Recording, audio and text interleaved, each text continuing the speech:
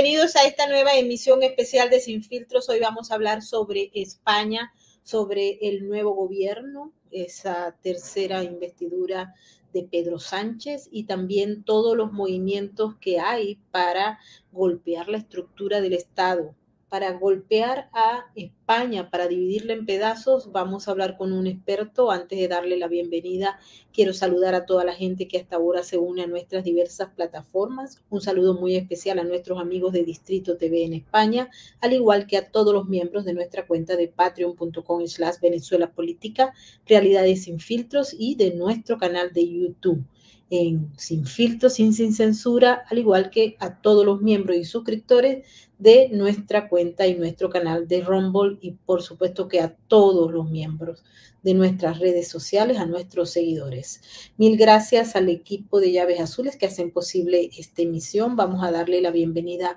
a un analista español que tiene un tino muy importante, porque conoce, porque se forma, porque estudia y porque ha estado en amplias funciones, tanto de gobierno como en la actividad comunicacional. Se trata del doctor Fernando Maura. Muchas gracias por estar con nosotros, doctor.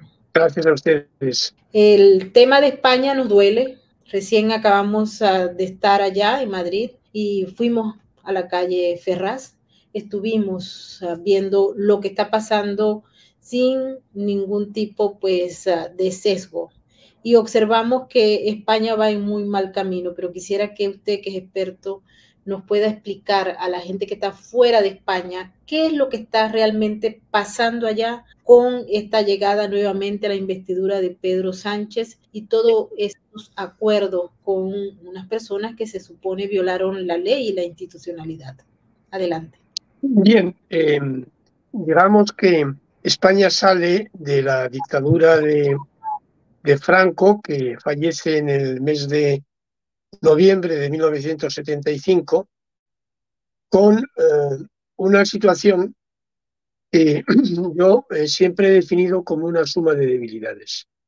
Muerto el dictador, quienes seguían la estela de las fuerzas políticas que habían apoyado a la dictadura no tenían capacidad de imponer ese proyecto político dictatorial por más tiempo, y quienes regresaban de la oposición al franquismo, muchos de ellos en el exilio, tampoco tenían fuerza suficiente para imponer un proyecto, digamos, de ruptura con el régimen anterior.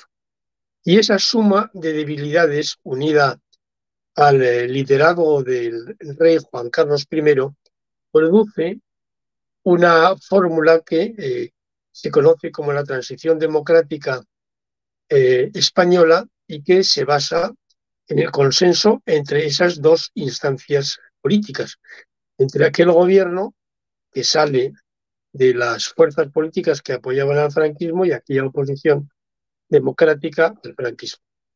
Eso produce, digamos, que una cierta estabilidad basada en que lo que se puede llamar la Constitución no escrita española, que no aparece esa palabra tampoco necesariamente en ningún texto de la Constitución, en ningún artículo de la Constitución, pero que está en la base, en la ideología, en la sustancia de la Constitución, es la palabra consenso.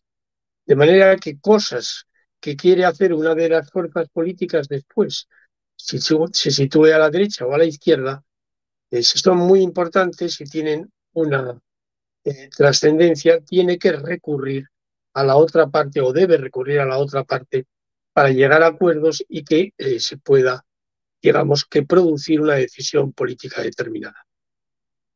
Eso quiebra de una manera muy clara con el gobierno de José Luis Rodríguez Zapatero, porque él entiende que ya no se tiene que ir a esa fórmula, y entonces donde nosotros pensábamos, el pueblo español, la ciudadanía española, que los asuntos antiguos estaban solucionados, los asuntos antiguos me refiero a las divisiones históricas que se habían producido en la política española entre las derechas y las izquierdas, los autoritarios de un lado y a veces de otro también, porque tampoco podemos decir que los comunistas necesariamente fueran unos ángeles que hicieran el bien allá por donde fueran. Pero bueno, unos y otros olvidaban todo y eso se concentra o se completa con la amnistía que se produce en el año 1976.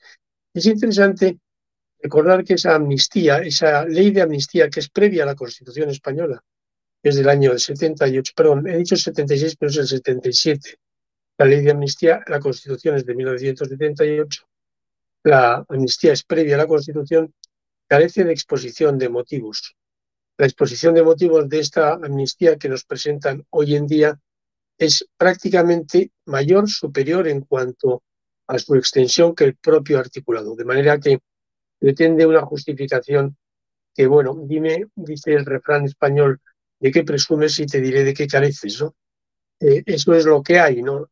En definitiva, desde esa época se produce un cambio de timón, desde la época de José Luis Rodríguez Zapatero.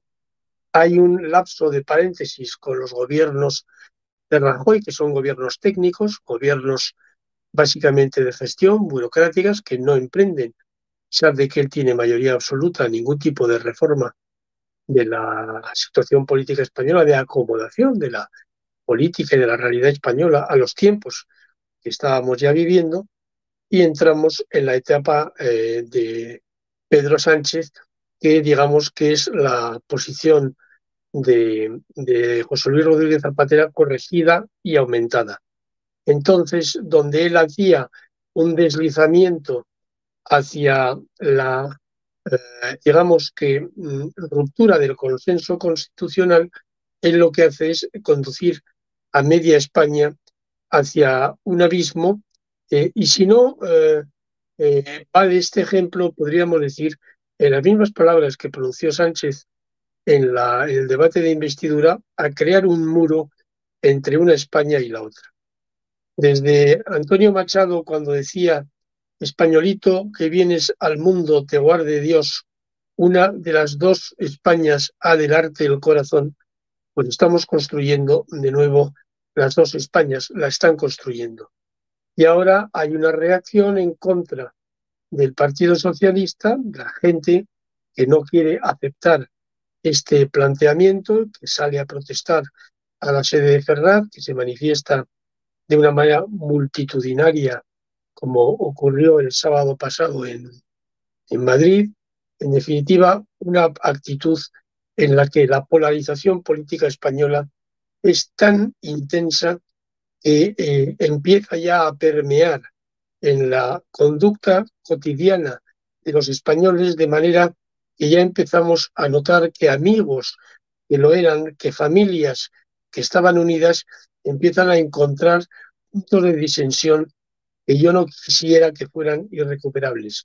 Algo de lo que ya pasó con el proceso soberanista en Cataluña, dividiendo familias, dividiendo a los amigos, pueda empezar a ocurrir en la sociedad española. Creo, sin temor a equivocarme, que estamos viviendo un momento de una extraordinaria gravedad.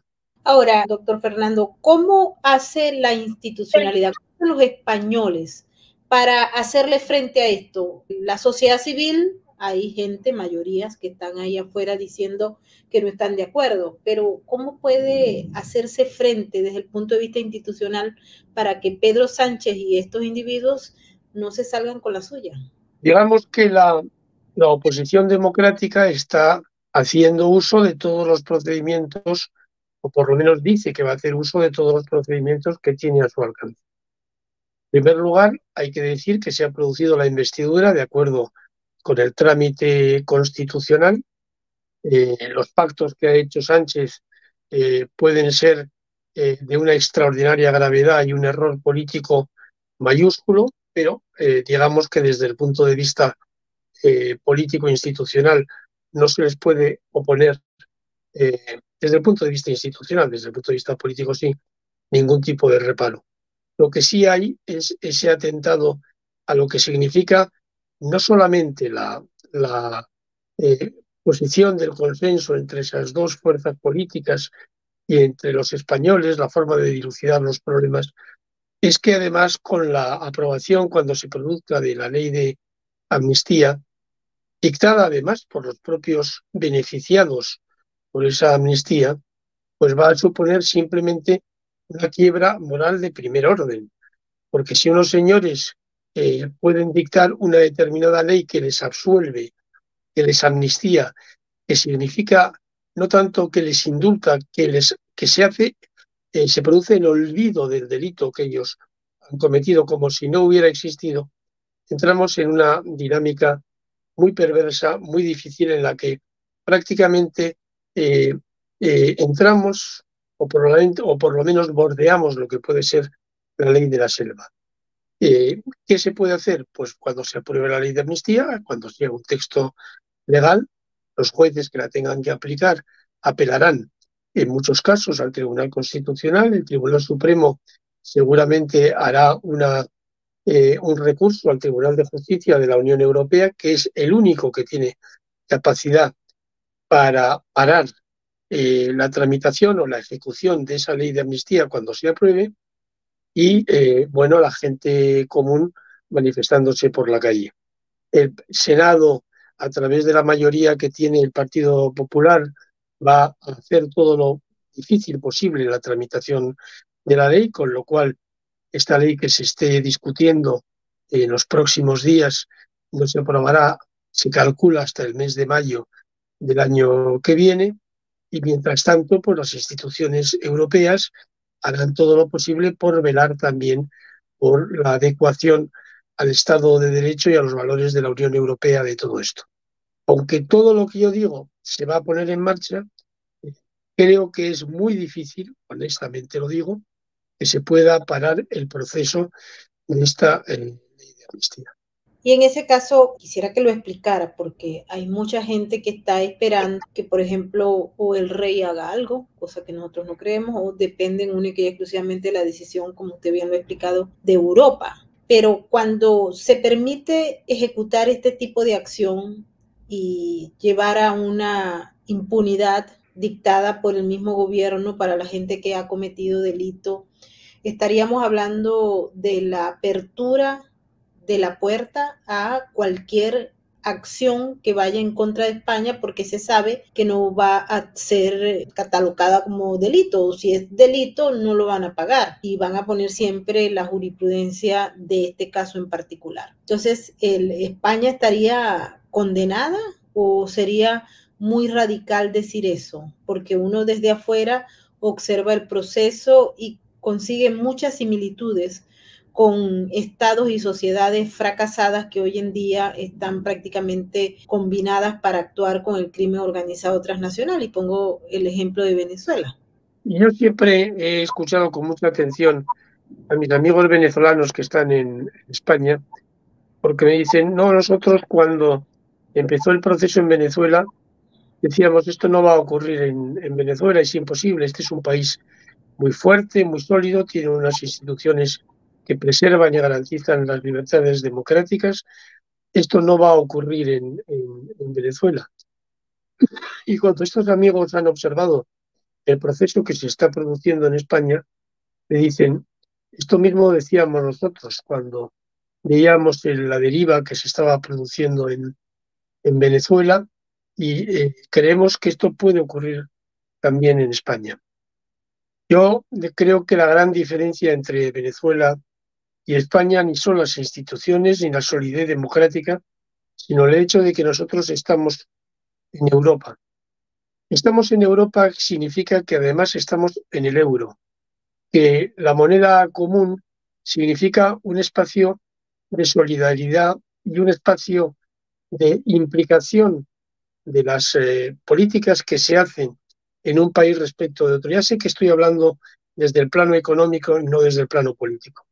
Pero quien piense que estos son compartimentos estancos, que un proceso político no permea un proceso económico, está muy equivocado. Cuando hay procesos de deterioro de las libertades democráticas, normalmente van asociados con procesos de deterioro económico también. El caso de Venezuela es un paradigma de lo que digo, no se puede disociar el desastre político que es Venezuela hoy en día con el desastre económico y social que lo es también.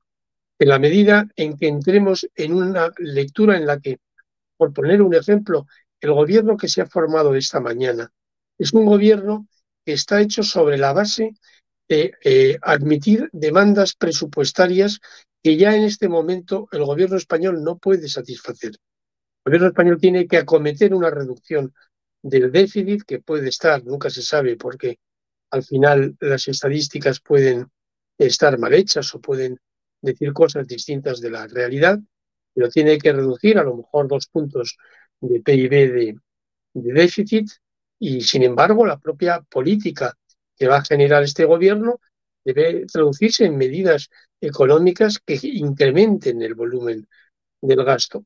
Si efectivamente eso se traduce en una contaminación respecto del euro, no tenga ninguna duda de que países como Alemania, como Austria, como Francia, van a poner el grito en el cielo y van a decir, aquí todos tienen que hacer, tenemos que hacer nuestros deberes. Y si efectivamente se produce esa situación, entonces hay una reacción por parte de la Unión Europea en relación con todos esos puntos. Es verdad que los casos de Hungría y de Polonia nos dicen que procesos de conculcación de las libertades del Estado de Derecho, siguiendo agendas populistas que a mi juicio valen para la derecha como para la izquierda, porque en el fondo cambiamos las caras, cambiamos las ideologías, pero al final el populismo de derecha se parece como en un espejo al populismo de izquierda, simplemente que invertido, pues no ha conseguido la Unión Europea revertir el proceso en Hungría y en Polonia se va a revertir porque la oposición ha ganado las elecciones. Por lo tanto, yo creo que tenemos que pensar, primero, en que no pueden llegar tan lejos, precisamente por el nivel de deterioro económico que pueden producir. Segundo, que hay una fortaleza de la sociedad española, se está viendo en la calle, la sociedad española no está impasible ante este deterioro de la convivencia. Y por otro lado, hay un enorme poder político en la oposición. Hay muy pocas autonomías, muy pocas comunidades autónomas gobernadas por el Partido Socialista, la gran mayoría de ellas están gobernadas en coalición por el Partido Popular y por Vox, y la capacidad de ejercer desde ellas un contrapoder al poder del gobierno también es posible. Muy buena parte de las políticas están transferidas a las comunidades autónomas, se pueden hacer también cosas desde ahí. En cuanto a lo que me decía que pueda hacer el rey no puede hacer otra cosa, desde mi punto de vista, más que sancionar una ley que sea aprobada por el Congreso de los Diputados con las garantías que se hayan producido en esa aprobación. Un rey que no acepta firmar y esa ley, aunque no acepte en su día firmar esa ley, es un rey que entra en una dinámica de confrontación institucional peligrosísima, primero para el conjunto de los españoles y también, lógicamente, para la institución monárquica que él encarna y que, como es lógico, él debe tener, y lo tiene, como es lógico, un enorme cuidado en preservar para poderla transmitir a su heredera, la princesa de Asturias.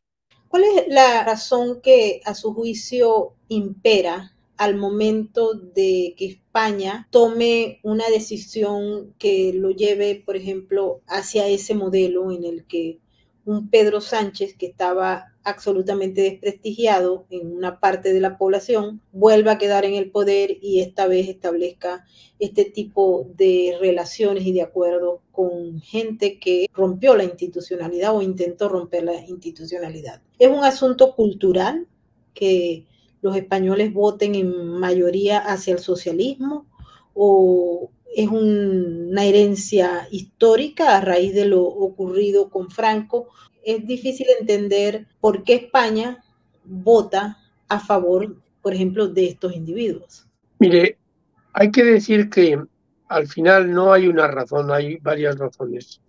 Cuando en la primavera de este año gana el Partido Popular las elecciones autonómicas y locales de una manera bastante clamorosa, lo primero que hace el presidente del gobierno, el socialista Sánchez, es convocar elecciones generales. Él sabe que hay una patata caliente que tiene que administrar el Partido Popular, que es su acuerdo con Vox. Si no hay un acuerdo con Vox, no puede negociar, no puede alcanzar el poder autonómico que ha conseguido.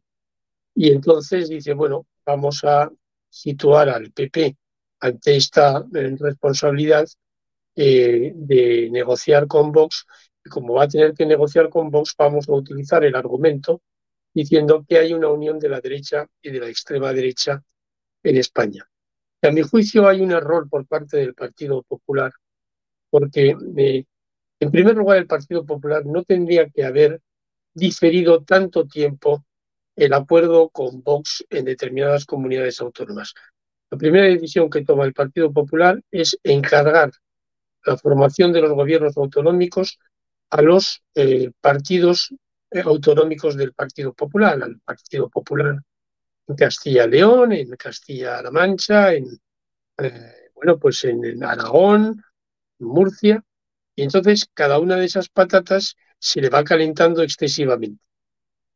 Yo creo que el gran error es decir, es no haber hecho un pacto inmediatamente esa primera semana con la convocatoria de elecciones generales y decirle a Vox, vamos a pactar inmediatamente, esto lo cerramos a nivel nacional, dejamos 2 o 3 flecos para que se puedan negociar en las autonomías, pero nosotros llegamos a un acuerdo inmediatamente. Y segundo, decir, el Partido Popular, como argumento al Partido Socialista, que si el Partido Socialista está dispuesto a tener como socios agentes de catadura moral y democrática tan dudosa, como es el caso de gentes que están en el Partido Comunista, como es el caso de Sumar, antes de Podemos, gentes de catadura tan absolutamente antidemocrática como Bildu, que son herederos del terrorismo de ETA.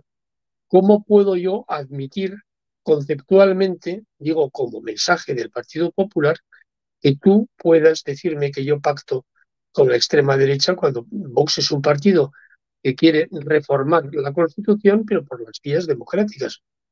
Y ahora eso se ha visto claramente cómo el Partido Socialista ha pactado no solamente con Bildu, no solamente con nacionalistas o con comunistas, es que lo ha hecho fuera de España, en Bruselas y en Waterloo, con un prófugo de la justicia que le ha obligado además, algo que ya entramos en lo que podemos llamar el país de la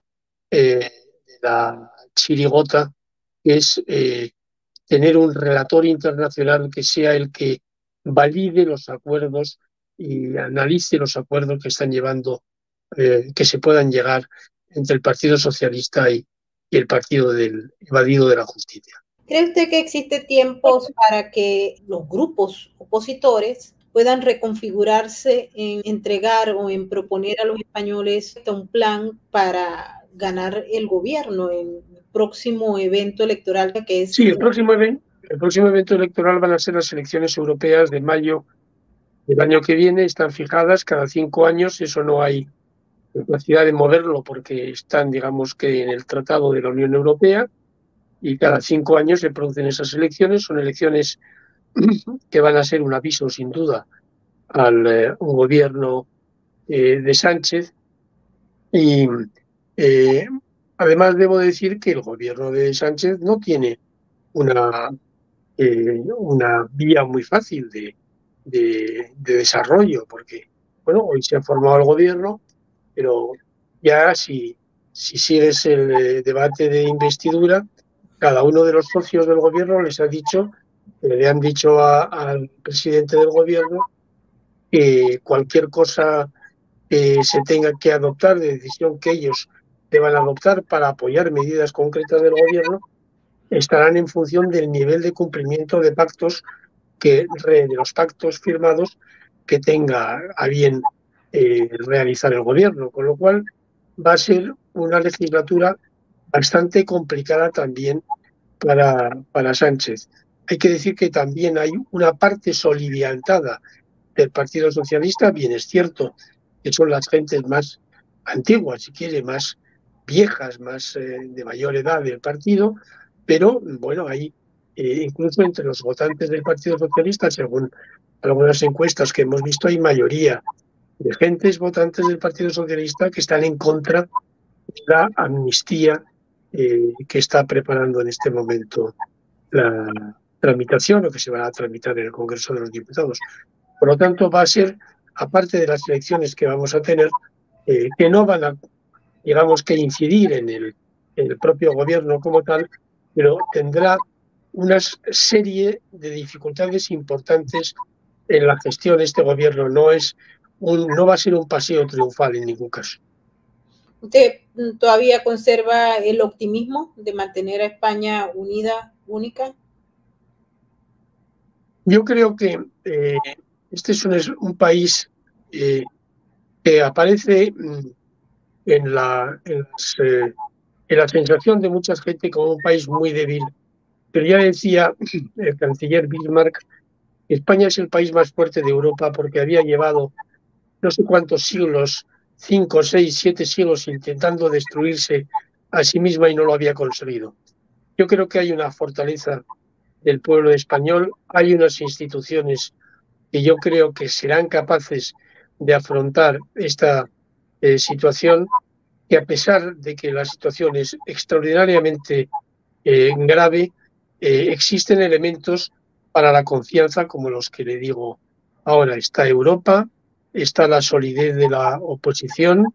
Creo que la oposición tiene que acertar más, también es verdad. Creo que debe dar también un mensaje de esperanza al pueblo español y actuar con una unidad, despejando cualquier tipo de duda en relación con lo que puedan ser los compromisos entre unos y otros dentro de la oposición democrática, y tratar también de generar pues todo lo que sea la insatisfacción de los sectores socialistas que están viendo con mucha preocupación la deriva de su propio partido.